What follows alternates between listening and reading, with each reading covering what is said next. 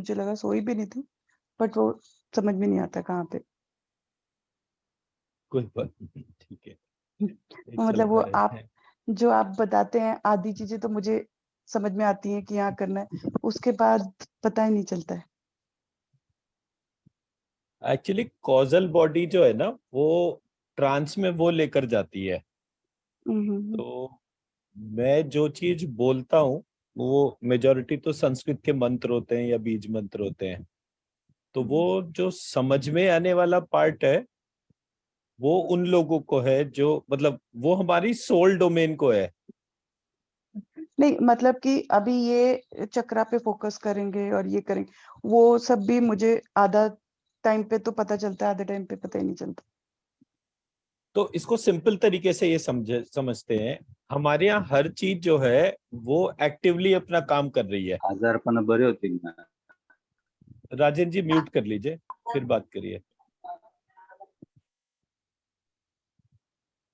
तो चक्रा अपनी जगह है, शरीर पूरा बना हुआ है, सारे जो स्ट्रक्चर है वो अपना काम बखूबी कर रहे हैं।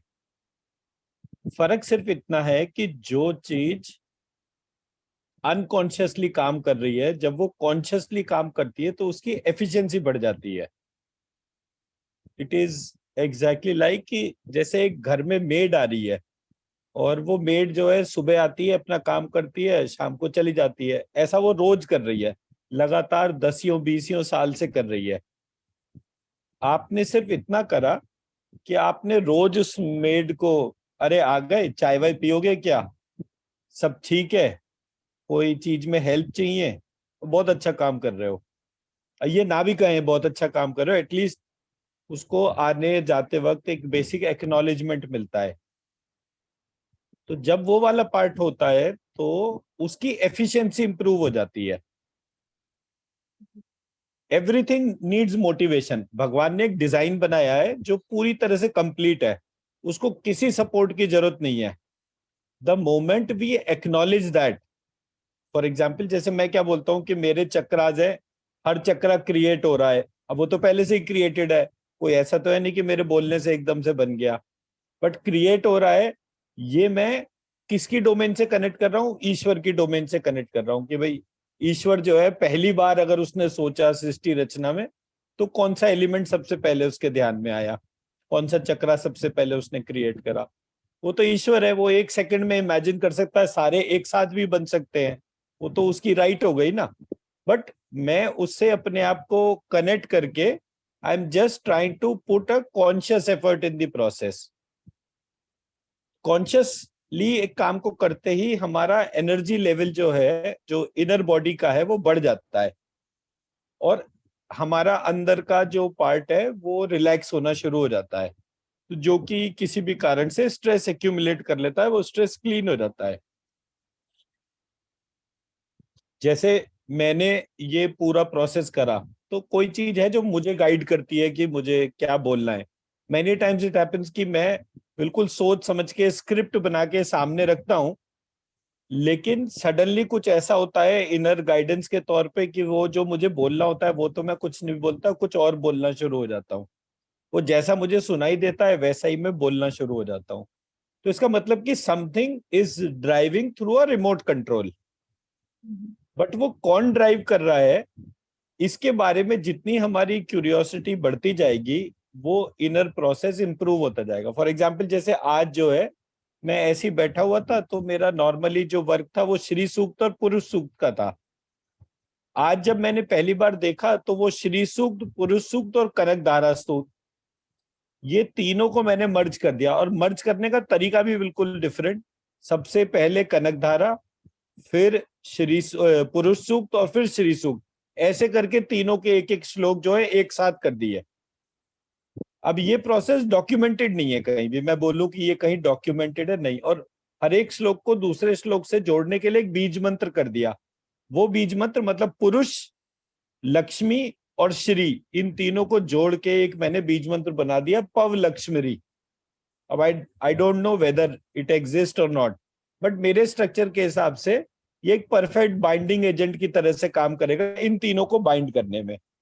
तो जैसे बहुत जगह गणेश जी की मूर्ति है कि वहां पे गणेश जी के साथ दो पत्नी है उनकी, एक रिद्धि और सिद्धि। कार्तिक जी के साथ भी दो पत्नियां है, जया विजया। तो ऐसे विष्णु जी के साथ में उनकी दो पत्नी है, दो शक्तियों के तौर पर है, श्री और लक्ष्मी। तो जो प्रक्रिया थी वो इस तरीके से मेरे ध्यान में आई थी। ऐसे करके मैं जब चीजों को जोड़ता हूं तो जोड़ने के बाद में एक मीनिंगफुल इंफॉर्मेशन निकलती है। जोड़ने का मेरा सिर्फ इतना सा रीजन है, ऐसा नहीं कि मैं भगवान की कैपेबिलिटी को चैलेंज कर रहा हूं कि मान लीजिए मैं लक्ष्मी जी को बोलूं कि लक्ष्मी जी कुछ वरदान नहीं दे सकते, नहीं। पर मुझे ऐसा लगता है कि लक्ष्मी जी अगर विष्णु जी के साथ में है तो वो मुझे ज्यादा अच्छी ब्लेसिंग देंगी। अकेले जो है वो बड़ा खराब है। फॉर एग्जाम्पल आप ऐसे मानिए कि आप मेरे को बहुत ज्यादा पूजा करती है, मैं किसी दिन आपके घर पे आता हूं, उस दिन आप घर पे अकेले हैं, तो आपको मुझे एंटरटेन करने में ही डिफिकल्टी होगी, ठीक है। अब वही मैं और आरती दोनों आपके घर में आते हैं, आपको कोई डिफिकल्टी नहीं होगी। उसी तरह से उल्टा कर देते हैं, आपके हस्बैंड सिर्फ घर पे अकेले और आरती वहां पर आती है तो भी डिफिकल्टी होगी। अब ये चीज ऐसा नहीं है कि ये मेरा अपना बोला हुआ है या मैं इस तरह से सोच रहा हूं, हमारे एपिक्स में ही ऐसा लिखा हुआ है। एक एपिक में एक नाम है दत्तात्रेय जी, उनकी जो मदर थी उनका नाम था अनुसुईया। तो साउथ में उनकी पूजा ज्यादा होती है, उनके काफी सारे चेहरे हैं और दो चार कुत्ते बैठे रहते हैं उनके पास में, ऐसा करके उनका डिस्क्रिप्शन है। मैं जब श्रीशैलम गया था, जिस आश्रम में रुका था वो दत्तात्रेय जी का ही आश्रम था, वो जहां पर मैं गया था। तो मैंने वहां पर जब उनकी स्टोरी के तौर पे देखा तो वो क्या था कि वो ब्रह्मा विष्णु शिव जो है वो अनुसुईया देवी के जो है वो परीक्षा लेने के लिए जाते हैं कि भाई हम जो है आपसे दान में ये चीज है कि आप कुछ मांगते हैं, लेकिन आपको हमें वो दान निर्वस्त्र होके देना है।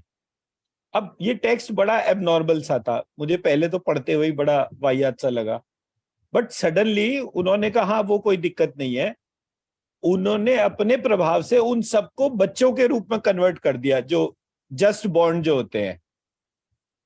तो उनको वो चीज निर्वस्त्र होकर भी देने में कोई दिक्कत नहीं, क्योंकि बहुत छोटे बच्चे हैं। तो जो भेद होता है किसी भी एस्पेक्ट का वो बड़ा डिफरेंट सा होता है।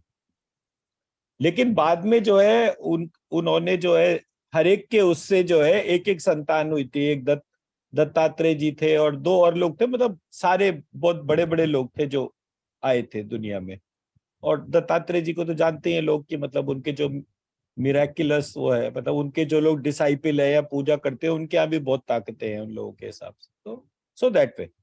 तो कहने का मकसद ये है कि जब भी हम इस सब्जेक्ट को कॉन्शियसली देखना शुरू करते हैं, मैं हर चीज पे छोटे छोटे कनेक्ट बनाकर उसको इमोशनली कनेक्ट करके, मतलब पेरेंट्स को अकेले देखने का एक पॉइंट ऑफ व्यू है। मतलब कोई कुछ लोग सिर्फ अकेले विष्णु जी की पूजा कर लेते हैं, कुछ लोग अकेले लक्ष्मी जी करते हैं। मुझे लगता है कि सब लोग साथ साथ होने चाहिए, तो इनकी जो ब्लेसिंग होगी वो हमें भी उसी तरह से सूट करेंगी।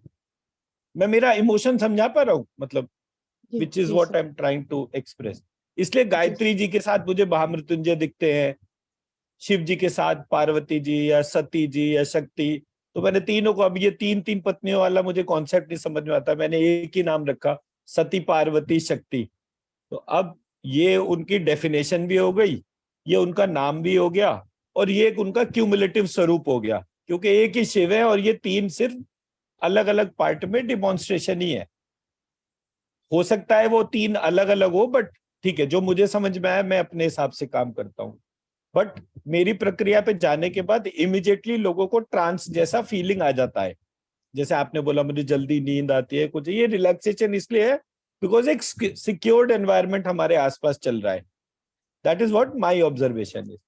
तो अब जैसे मैंने ये देखा कि कनक धारा स्तोत्र की विशेषता क्या है कि शंकराचार्य ने जब इस स्तोत्र का नाम लिया तो एक महिला के घर में वो दान मांगने गए, और वो महिला जो है उसके पास पहनने के कपड़े भी नहीं थे। पर उसने देखा कि शंकराचार्य खुद भिक्षा मांगने आए हैं, तो उन्होंने जो है दो सूखे आंवले पड़े थे घर में, वो उन्होंने हाथ बढ़ा के बंद दरवाजे से वो उन्होंने शंकराचार्य को दे दिए। जब वो उन्होंने शंकराचार्य को दिए, शंकराचार्य उनके इस भाव को, उनके दान देने के भाव को देख के मतलब उनके आंसू निकलने लगे, और उन्होंने जो है इमीडिएटली जो है वो कनक धारा स्तोत्र की बात करते करते रचना करी, और उनके पूरे, उस महिला के पूरे घर के अंदर सोने के आंवले की वर्षा हुई। तो पहली बात तो जो व्यक्ति भिक्षा मांग रहा है उसकी कैपेबिलिटी कितनी स्ट्रांग है कि वो एक सोशल रोल को परफॉर्म करने के लिए भिक्षा मांग रहा है। क्योंकि सन्यासी थे तो सन्यास धर्म में हो सकता है ये वाली सारी चीजें हो, I am not too sure क्या क्या होता है उसमें। बट अगर वो भिक्षा मांगने जैसा कार्य कर रहे थे जो कि हम सबसे निम्न श्रेणी का मानते हैं, तो वो व्यक्ति जो है इतनी कैपेबिलिटी रखता था कि वो किसी के घर में भी सोने की वर्षा कर सकता था। ये कैपेबिलिटी हो गई उस व्यक्ति की। तो मैंने कनक धारा स्तोत्र जोड़ा। इससे पहले मैं श्री सूक्त और पुरुष सूक्त में बहुत सारे लोगों के काम कर चुका। फॉर एग्जाम्पल, किसी की शादी नहीं हो रही, किसी की बच्चा नहीं हो रहा, तो ये जितनी भी चीजें हैं वो श्री सूक्त पुरुष सूक्त को मर्ज करके वो हो रहा था। अब की बार मैंने इसमें कनक धारा स्तोत्र और जोड़ा। तो इसकी एनर्जी, अब हमारे साथ में मंजू मैम है तो वो बता सकते हैं कि इसकी एनर्जी कैसी है, बट मुझे वाइब्रेशन बहुत अच्छी आई थी। तो आज जब हम ध्यान करेंगे तो ये तीनों को कुंडलिनी स्वरूप मानकर नीचे से ऊपर तक जो है ये बढ़ रहे हैं, इस तरह से इसको ध्यान को करेंगे। ठीक है ना जी? किसी के और कोई क्वेश्चन? सर एक कल की मेडिटेशन काफी अच्छी थी और बहुत पीसफुल भी थी और एनर्जी तो हाई थी, और उसके साथ साथ मतलब वो भी जैसे आप कहते हैं ना वो प्रोटेक्ट कर रहा है, शेषनाग जी प्रोटेक्ट कर रहे हैं, तो वो बिल्कुल परफेक्टली वो पूरा प्रोटेक्शन वाली फीलिंग भी बहुत ही अच्छी थी उसमें। और एक्चुअली यहाँ पर ऐसा फील भी आ रहा था, तो कल बढ़िया था बहुत ही। अच्छा एक क्वेश्चन छोटा सा पूछ लेती हूँ, टाइम हो गया। जी। मैंने आपने वो बगलामुखी मंत्रा का वो का मंत्र जो दे रखा है ना, तो वो मैंने अभी 15-20 दिन पहले किया था, 20-25 दिन पहले मैंने शुरू किया था, क्योंकि मुझे अपनी इम्यूनिटी लो और मेरी राइट साइड में स्टिफनेस बढ़ गई थी। और तो मैंने वो शुरू किया, वो मैंने 10-12 दिन किया, उससे मेरा हील भी काफी अच्छे से हो रहा था। और लेकिन उसके बाद फिर मेरे स्टमक में जब इन्फेक्शन हो गया, तो वो काफी, उसके बाद तो मतलब मेरे पेट में ना बहुत ज्यादा आग सी निकलती बीच बीच में, मैं इतनी स्वेट हो जाती हूँ। और वो अब रीजन अभी भी इन्फेक्शन अब काफी, अब 1-2 दिन से थोड़ा ठीक हुआ है, बट वो समझ में नहीं आ रहा कि कनेक्शन दोनों का उसमें है या सिर्फ मेरे स्टमक की खाना नहीं प्रॉब्लम है। टाइम पे खा रहे आप, बॉडी में एसिड ज्यादा बन रहा है। तो वो बहुत एकदम जो जल जाता है और फिर वो पूरा अंदर से बाहर तक फील आती है और उसके बाद नॉर्मल हो जाता है। देखिए ऐसा है, मैंने आपको लास्ट टाइम भी बोला था, 12 बजे एक मुट्ठी बादाम मुंह में डाले, काम खत्म। अब खाना खाइए ना खाइए कोई फर्क नहीं पड़ता। घड़ी में अलार्म लगा लीजिए, मोबाइल फोन में अलार्म लगा लीजिए, एक पैकेट बादाम का या अखरोट का या किशमिश का या मुनक्के का कुछ भी पास में रख लीजिए। 12 बजे एक मुट्ठी ड्राई फ्रूट जो है मुंह में डाल लीजिए। अब आपको खाने का टाइम हो या नहीं हो, ये बेसिकली जो प्रॉब्लम है ये एसिडिटी की हो रही है। और एसिडिटी या गैस्ट्रिक डिसऑर्डर जो भी कुछ व्यक्ति को प्रॉब्लम होती है वो इस वजह से, क्योंकि वो 12 बजे लंच नहीं कर रहा। तो आप लंच नहीं कर सकते वो ठीक है, मैं समझ सकता हूँ, सबका लाइफस्टाइल फर्क होता है। लेकिन एक मुट्ठी बादाम मुंह में डाल लिए, बस बात खत्म हो गई। 10-12 बादाम मुंह में डाल लिए, उनको अच्छी तरह चबाते रहे। पानी मिला तो पानी पी लिया, जूस मिला तो जूस पी लिया, बस इतना पार्ट करना है। तो आपको ये एसिड इन्फ्लक्स की प्रॉब्लम बंद हो जाएगी। और अदरवाइज एक दफे एसिड इन्फ्लक्स जिन लोगों को शुरू होता है उन्हीं को गाउट होता है, उन्हीं को अर्थराइटिस होता है, उन्हीं को सारी परेशानियां होती है। तो इतनी परेशानियों को बढ़ाने का जरूरत ही नहीं है। सिर्फ एक छोटा सा काम करना है, 12 बजे एक मुट्ठी ड्राई फ्रूट्स खा लेने हैं, या कोई फ्रूट खा लीजिए। जैसे आजकल आम आ रहा है तो एक आम खा लिया, वो भी सफिशियंट है। सीजन का कोई भी फल अगर आप खाते हैं, जैसे फॉर एग्जाम्पल आजकल आम आ रहा है, आप छक के 2-5 किलो आम भी रोज खा लेंगे, एक गिलास दूध पी लेंगे, उसके बाद वो अपने आप ही इम्यूनिटी बढ़ा देगा। जब जाड़े आएंगे तब सेब खा लीजिए छक के, जब संतरों का सीजन आए तो संतरे खा लीजिए। जो सीजनल फ्रूट है ये उसका बेनिफिट है। खाना का आई अंडरस्टैंड कि वो सब लोग कभी कभी लेट, मैं भी कुछ मंत्र लिख रहा होता हूँ, मुझे भी ध्यान नहीं रहता, पता चलता है 4:30-5 बजे मैं लंच करता हूँ। तो ठीक है, बट मेरे पास प्रिविलेज क्या है, मेरे पास आरती है, तो ऑब्वियसली जब कभी कोई दिक्कत है तो एक छोटा सा रिक्वेस्ट प्लेस करा तो काम हो गया। बट आप सब लोगों को अगर ये सारी चीजें करनी है तो आप वो चीज नहीं अफोर्ड कर सकते, आपको जो है वो अपने आप को हेल्दी रखने के लिए वो चीज करनी पड़ेगी। ठीक है ना? Any more question? मैं एक्चुअली देख रहा हूँ वो शायद वेंकटेश जी आने वाले हो, तो इस वजह से। आज विजय मैम भी आ गई। नमस्कार विजय मैम। रश्मि जी भी हैं, अच्छा ग्रेट। चलिए फिर शुरू करते हैं। सब लोग म्यूट कर लेंगे। मैं एक दफा रिपीट कर देता हूँ। 9 चक्र हैं हमारे। सबसे ऊपर सहस्त्रार चक्र बंद, फिर सहस्त्रार चक्र, फिर लंबिकाग्र चक्र नाक के पीछे दोनों कानों के बीच में, उसके बाद ये अपना आज्ञा चक्र, आज्ञा चक्र के बाद मूलाधार चक्र, मूलाधार चक्र जो है वो टेल बोन के पास में होता है। उसके बाद हमारा विशुद्धि चक्र जो थ्रोट चक्र है। उसके बाद हमारा आपका ये जो है अनाहत चक्र, हार्ट चक्र। उसके बाद स्वादिष्ठान चक्र। उसके बाद नेवल चक्र, नाभि को कहते हैं। तो इस तरीके से ये हमारा पूरा प्रोसेस जो है वो चक्रास का चलता है। एंड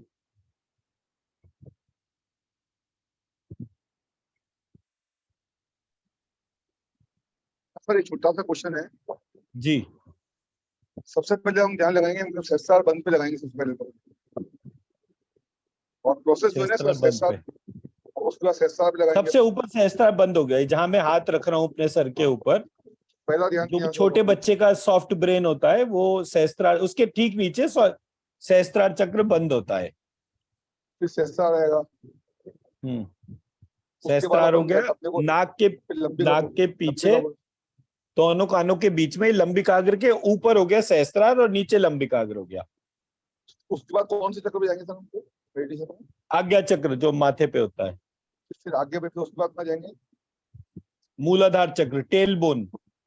मूलाधार, उसके बाद उसके बाद थ्रोट चक्र, विशुद्धि चक्र। थ्रोट के बाद थ्रोट के बाद हार्ट चक्र, अनाहत हार्ट चक्र। फिर हार्ट पे जाएंगे, उसके बाद उसके बाद स्वादिष्ठान चक्र, स्वादिष्ठान पे, और फिर मणिपुर पे, फिर अनाहत पे है, फिर मणिपुर। मणिपुर फाइनल टर्मिनेटिंग है। और अनाहत पे है जी। अनाहत चक्र पे, हार्ट चक्र पे। हार्ट चक्र तो थ्रोट चक्र के बाद में हार्ट चक्र ही है। और प्रोसेस यही रहेगा, मतलब first second third. First second third ऊपर ही हो गए। हाँ, फर्स्ट सेकंड थर्ड ऊपर हो गए। फोर्थ ये हो गया माथे पर, आगे ये चक्र, सेंटर पॉइंट हो गया।